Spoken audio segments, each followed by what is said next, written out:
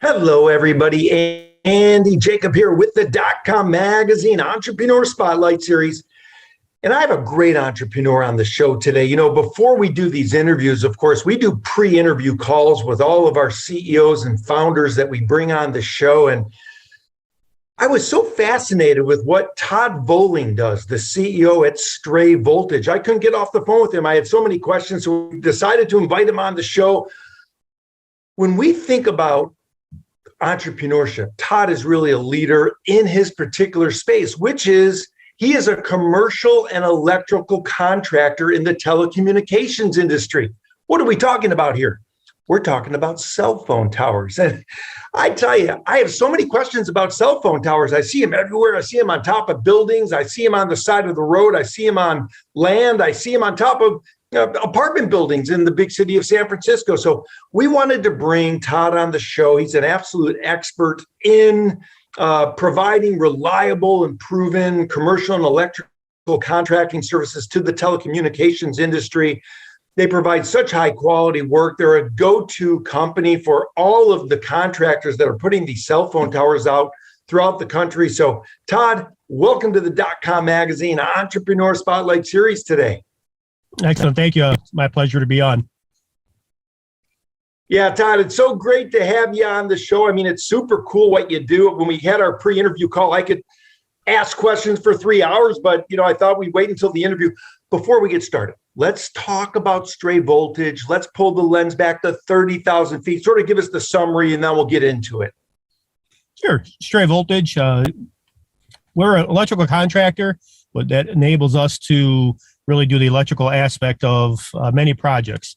And one that we've developed a niche into is the cell phone towers, because there's so many aspects that you need the electrical skill set to have. Along with that, there's other trade aspects as far as the civil side as well, too. So it's really been able to help us really do anything from electrical construction, but really dial into focusing on servicing of cell towers. Yeah, I love it, Todd. And of course, let's bring it back a little bit more. Let's explain how it all works. You've got the big carriers. Of course, you see them advertising on TV and online, and they have to get their systems out through a tower. Let's talk about who they contract and then how you fit into the whole scheme of things. Sure. So all the big carriers, they ultimately use a general contractor. So they have their group of contractors throughout the nation that they use. And then from there, those contractors use subcontractors, and that's where we fall into place. So then we end up being a subcontractor for the main big contractor that's gathering all the different contractors needed to get these sites built out. So we'll go from the different aspects of doing the electrical to the concrete work to the stone, gravel, the fencing, the directional drilling, whatever it takes to get the project done. To climbing the towers, we have the capabilities of doing all that. But also, too, the contractor may just need a certain aspect. He just may need us to do the electrical portion. He just may need us to do the directional drilling. So really, it's a service industry where there's plenty of work for everybody. Everybody helps each other out, and everybody jumps in and, does a little bit, does some of it, does all of it. So it's a really unique group of people and individuals. Yeah, you have a great team. You've built a great team over the years. I mean, you have people that go in and do every aspect of this telecommunications installation. I mean, you have people climbing up on, the towers. When we think about a tower, let's get a little basic here. Sure. Do the cell phone carriers each share the towers, and how many cell phone carriers can sort of use one of the towers that gets installed by your company at Stray Voltage? No, great question. And so many people look at a tower and hey, that's this carrier, or that's my phone, or that's their phone, or whatever it may be. And they're not wrong, but the way it works behind the scenes is that tower is really a piece of real estate.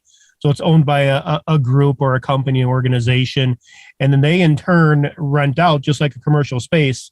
You have a big strip mall, there's different stores in it, and they rent out that space. Same thing with a cell tower. A big company comes in, builds it, sets it up, and they'll rent it out to the different phone carriers or the municipality. So when you see it, it doesn't mean that it's your phone carrier, but it could be somebody else's. It could be the fire department. It could be a police department. It could be a local, communications, thing that's going on in the area. So just different aspects. But again, that cell tower really ends up being a piece of real estate that is rented out to individuals and different companies. It's so interesting. It's something that so many people take for granted with their cell phones, and they don't really think about how it all works, but it is fascinating. And you also mentioned that the local fire departments, sometimes the local police departments, the EMS services have sort of a portion of that cell tower as well, because I would imagine some of their communication has to be a little bit extra specially protected and unique in the way in which it communicates to the officers in the field from the main headquarters and things like that, right? Absolutely. Another great point is, individuals, which I understand, see this big cell tower or something on in their neighborhood, and they have their different concerns. One of the bigger concerns is it really helps tie together that emergency system, be it FirstNet, which communicates across the country, to your local 911 carriers too. So it really helps pull everything together. So all aspects of the cell tower, in short, all services do communicate through them and use them.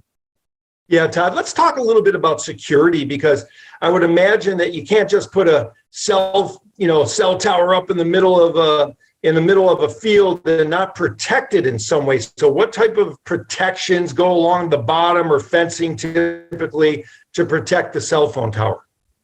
Sure. At the end of the day, the standard fencing is chain link fencing with the barbed wire on top of it. Locked gates, signage all around, no trespassing, do not enter, penalty of law, because at the end of the day, it still is a piece of property that is to be protected. But then when you get into communities and neighborhoods, they will take that in consideration as far as the fencing, put nicer fencing in, put trees around it, shrubbery to try to dress it up somewhat.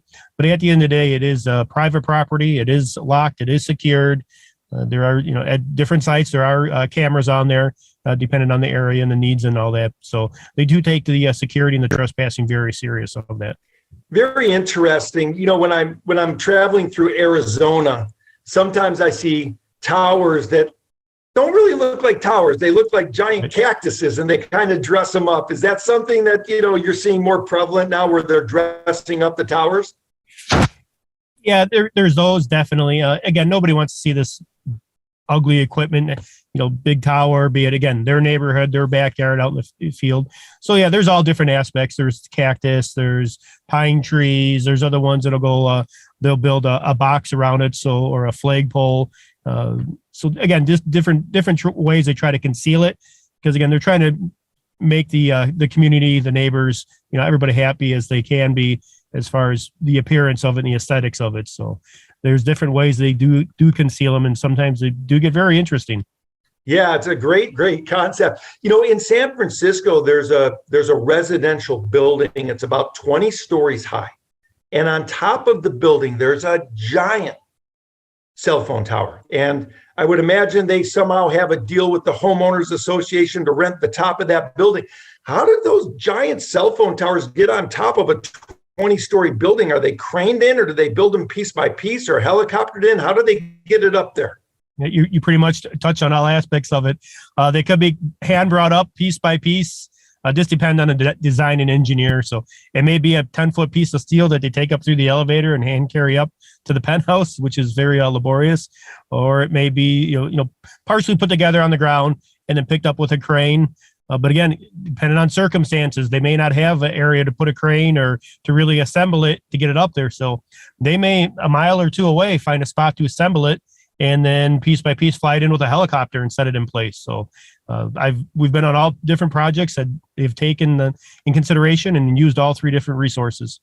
Yeah, you're really a go-to player at Stray Voltage in the industry. All the contractors reach out to their go-to players, because they don't want to have a mix-up. They don't want to have a problem. They want it to go smooth. Todd, as the cell continues to advance, we had the 3G and the 4G and the 5G, 10G eventually.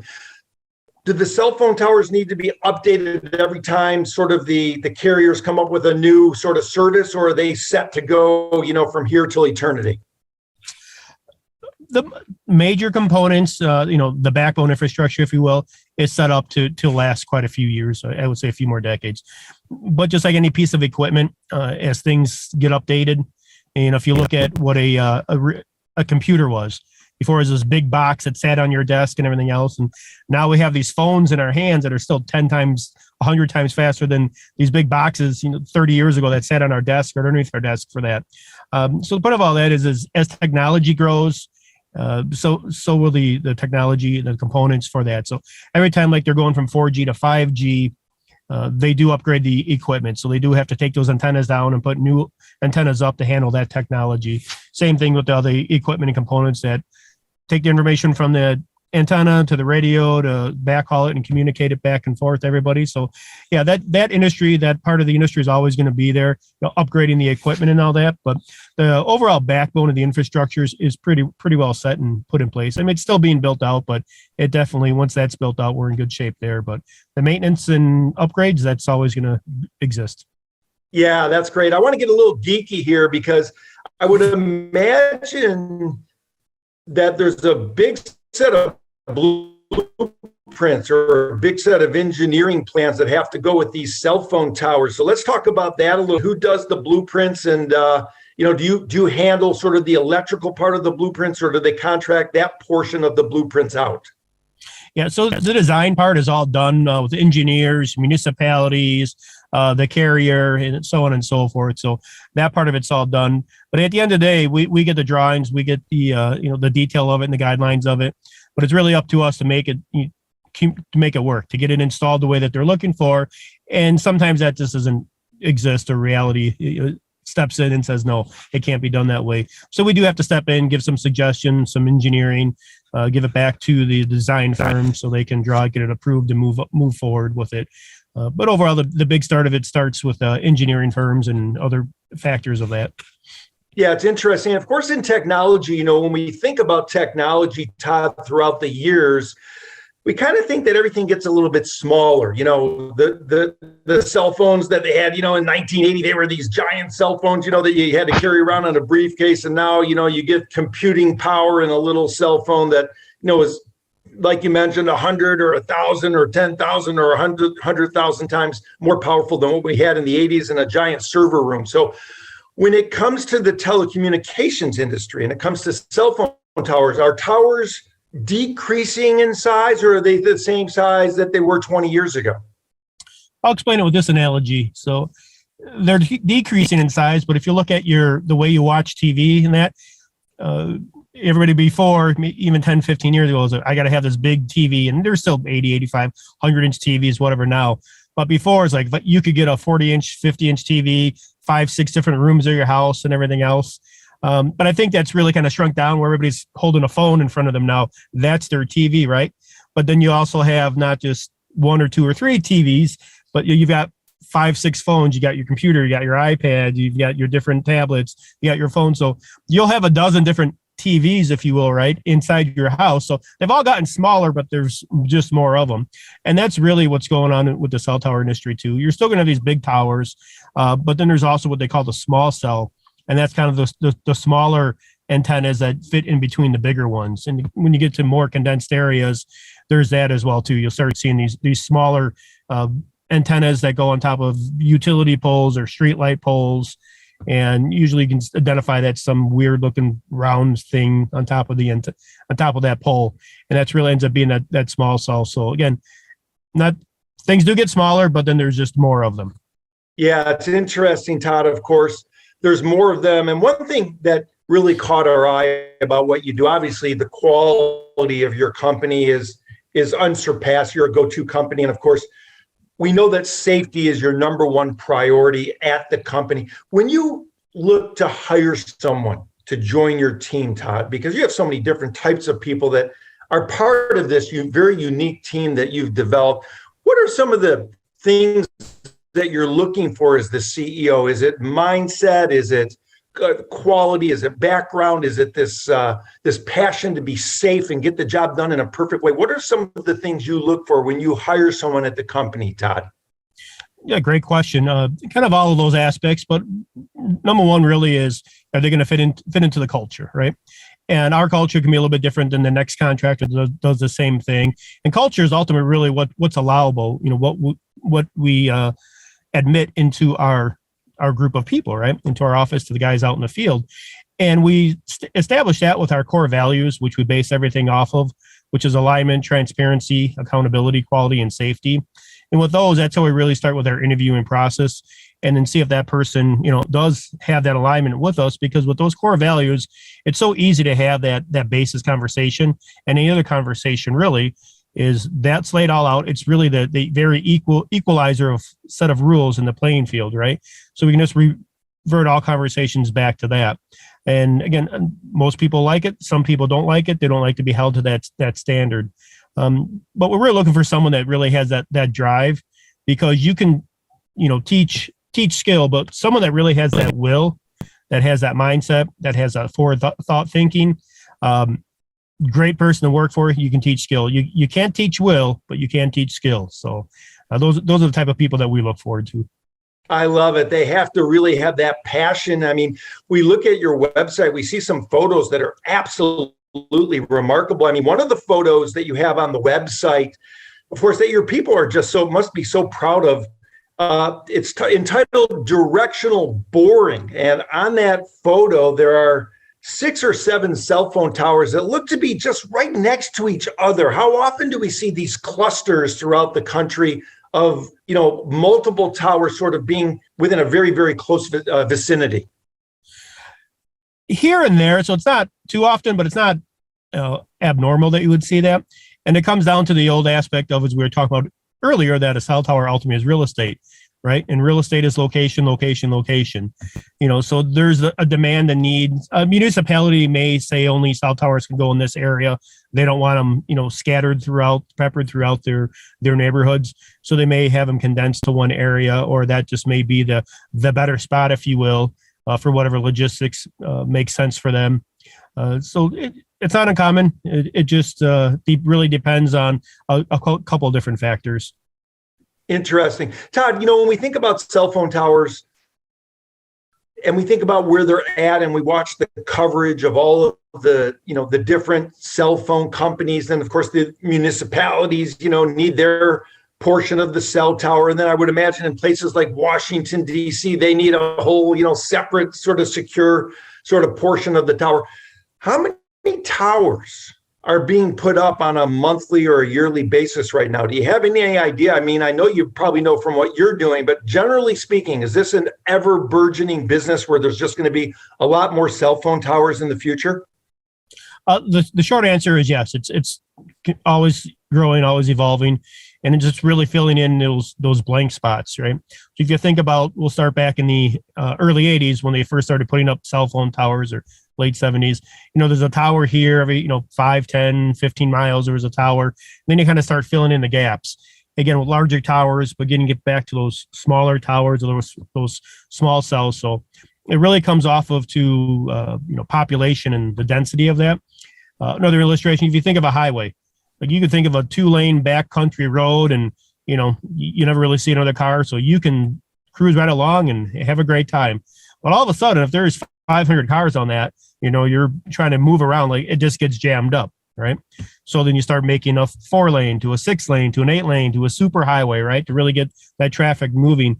And that's really the same thing, that's needed with a cell phone tower. So a cell phone tower can only handle so many connections. It can only handle so many people connected to it, be it their text, their phone calls, or videos. So then they need more to hand off. So they need more exit ramps, if you will, for that path. So in order for that to happen, you need more of those cell towers to fill in those spots in order to build that extra lane, if you will. So there's always going to be that ever-growing, ever-evolving, need for them in one aspect or another. Yeah, it's so interesting, Todd. Again, thank you. I mean, you're on site, you're in your truck. I mean, you're looking at one of your installations. Before I let you go, and I know you've only cut out a certain amount of time, I know you need to get back out there on the project, supervise and make sure it's all going well. I want to get into entrepreneurship, but before we do, let's talk about backup. I mean, there must be some type of power system that if the power fails, there's a backup system. How does all that work? Because, my cell phone hasn't gone down in 20 years. I mean, there must be a great backup system or a battery pack or something that will help, these towers continue to propel the mission of getting out all the cell information if the main electric supply goes down. Sure. Great question. Ultimately, yes, everything needs electric to run, needs that power to run.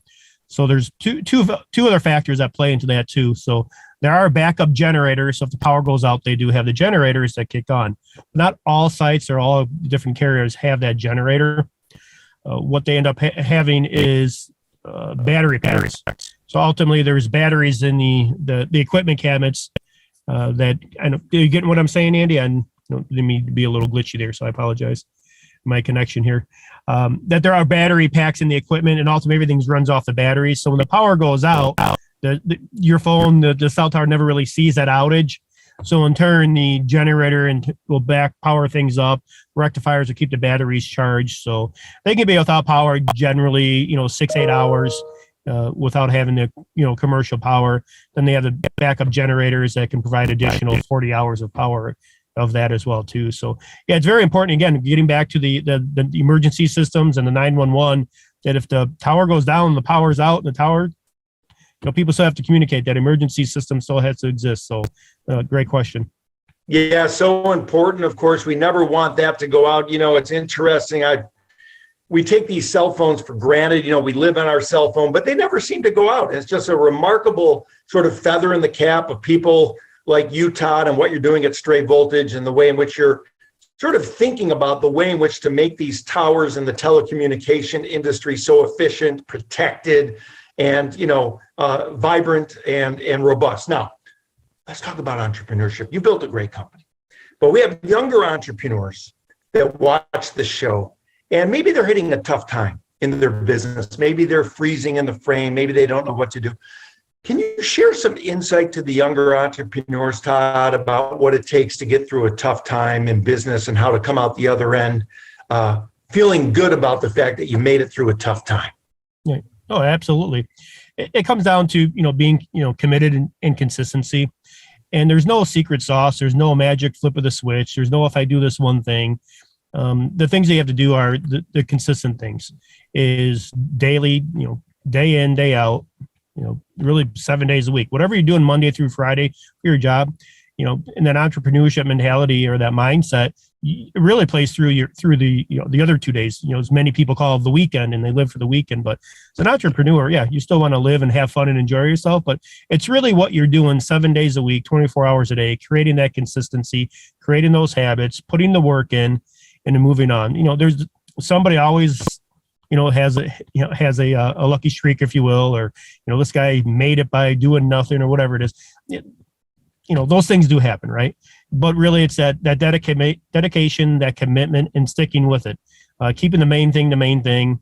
And when things do get tough, just you got to lean in even more, right? So I just use it to the illustration of when you're working out.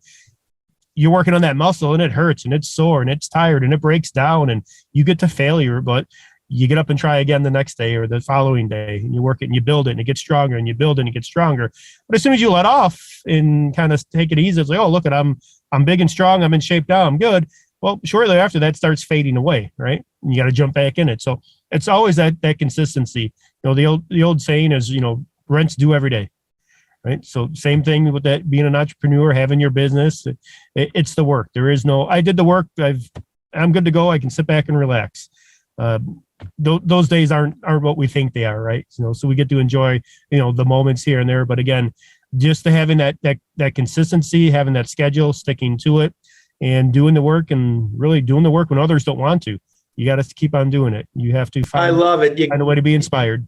I love it. You have to do the work. I mean, you mentioned something that said some people call it a weekend. I mean, I love that so much. That's one of the classic lines I've ever heard on the Entrepreneur Spotlight series. That could be the name of your book that I'm sure you're going to write eventually. Some people call it a weekend, but wow, what great advice for the younger entrepreneurs as well, Todd. And what a fascinating business you've built at Stray. You're the go-to really commercial and electrical contractor in the telecommunications industry. People love doing business with you because not only are you proven throughout the years, but you're very reliable and you take safety at the highest level. and of course, the quality of your work. So Todd, I want to thank you so much for coming on the .com Magazine Entrepreneur Spotlight Series today. This was really fun. Absolutely. I appreciate it. Thank you.